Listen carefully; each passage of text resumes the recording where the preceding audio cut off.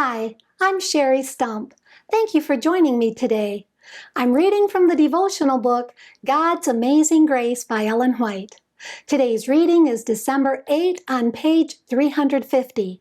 The title of today's devotion is, Who Are Eligible? In Proverbs chapter 3 and verse 35 it says, The wise shall inherit glory. God has elected a character in harmony with his law, and anyone who shall reach the standard of his requirement will have an entrance into the kingdom of glory.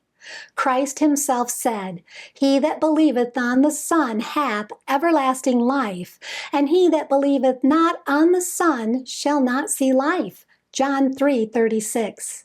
Not everyone that saith unto me, Lord, Lord, shall enter into the kingdom of heaven, but he that doeth the will of my Father which is in heaven. Matthew 7:21. And in the Revelation he declares, Blessed are they that do his commandments, that they may have right to the tree of life, and may enter in through the gates into the city. Revelation 22:14. As regards man's final salvation, this is the only election brought to view in the Word of God.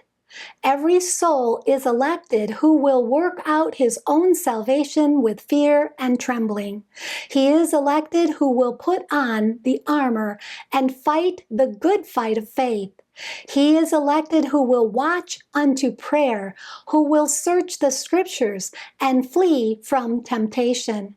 He is elected who will have faith continually and who will be obedient to every word that proceedeth out of the mouth of God. The provisions of redemption are free to all. The results of redemption will be enjoyed by those who have complied with the conditions. Satan is ever at work, endeavoring to pervert what God has spoken, to blind the mind and darken the understanding, and thus lead men into sin. This is why the Lord is so explicit, making his requirements so very plain that none need err.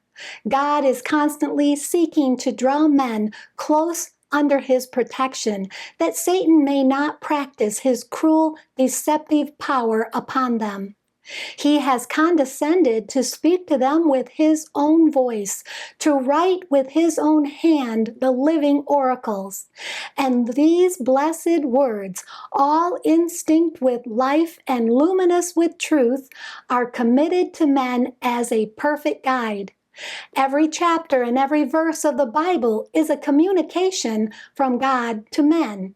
If studied and obeyed, it would lead God's people as the Israelites were led by the pillar of cloud by day and the pillar of fire by night. Thank you for being with me today.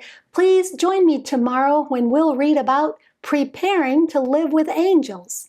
And may God bless you abundantly above all you can ask or think.